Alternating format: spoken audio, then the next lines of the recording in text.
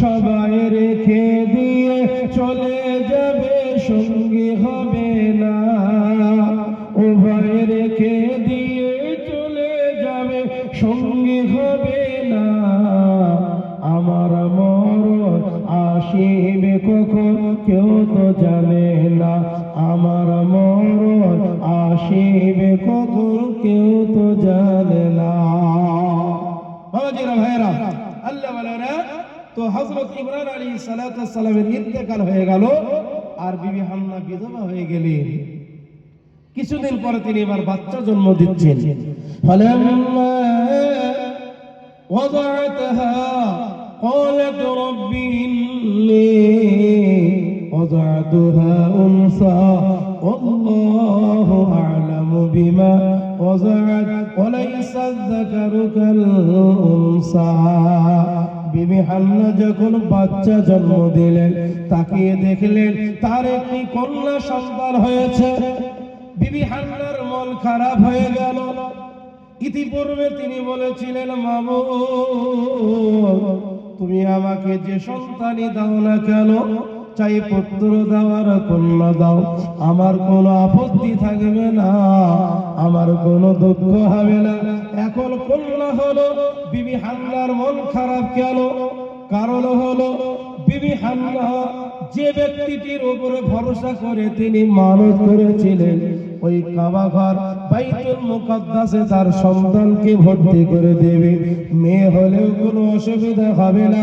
কারণ তার স্বামী সেই মসজিদের তিনি ইমাম ছিলেন, তাই ভেবেছিলেন আমার কোনো অসুবিধা হবে না, আমার স্বামী আমার সন্তানকে দেখাশোনা করবে। এখন আমার স্বামীটা মারা গেল, কে দেখাশোনা করবে? আমার এই মেয়েকে দেখাশোনা করার জন্য একটা অভিভাবকের দরকার, এই গার্জেনটা কে হবে? তাই তিনি টেনশনে পড়ে গেলেন।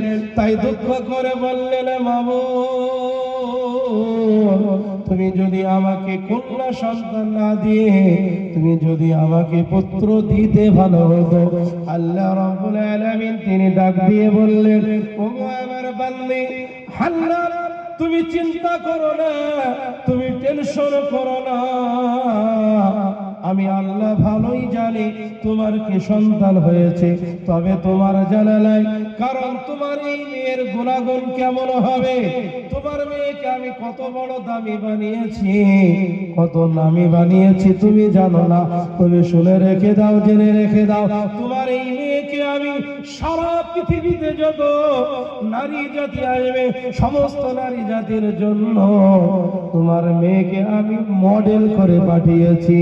তোমার এই মেয়ে চির স্মরণীয়, চির বরণীয় হয়ে থেকে যাবে। সবাই তোমার এই মেয়েকে অনুসরণ করে চলবে। যারা বলুন সুবহানাল্লাহ। ওয়ালাইসা যাকারু কাল উনসা।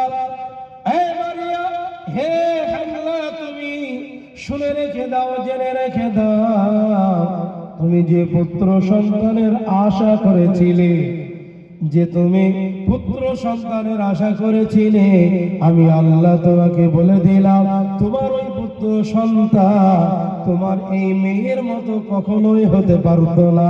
একে আমি এত দামি বানিয়েছি, এত নামি বানিয়েছি। বিবি হান্না তিনি খুশি হয়ে গেলেন, তিনি আনন্দিত হলেন। ও বাবাজিরা, ভাইয়েরা, বর্তমানে অনেকের মেয়ে হলে রাগ করে কি করে না? যারা বলুন করে কি করে না? করে। প্রথমবার মেয়ে হলো, কোনো দুঃখ নাই, কোনো রাগ নাই, কোনো ঝাল নাই। দ্বিতীয়বার মেয়ে যখন হলো, একটু রেগে গেল, মন খারাপ হয়ে গেল। তৃতীয়বার আবার যদি মেয়ে হয়, বারবার যদি কন্যা হয়, অনেক হতভাগা এমন আছে যারা আপনার রেগে যায়, নিজের বউকে পর্যন্ত তালাক দিয়ে দেয়, আপনার মারধর করে, বিবিকে আপনার ভৎসনা দেয়, আর উল্টো পাল্টা গালিগালাজ করে, বলে খালি তুই মেয়ে জন্ম দে। জোরে বলো নাউযুবিল্লাহ। বাবাজিরা, ভাইয়েরা, আল্লাহ ওয়ালারা, মেয়ে কতটা দামি সে বোঝে না, মন খারাপ করে ঘুরে বেড়ায়, আপনার কারোর সাথে কোনো কথা বলে না, একা একা বেরিয়ে বেড়ায়। লোকে যখন জিজ্ঞাসা করে, এই আব্দুল করিম, কারোর সাথে কেন কথা বলিস না তাই বল, মন খারাপ কেন? তো সঙ্গে সঙ্গে বলে যে আর বলিস না। আবার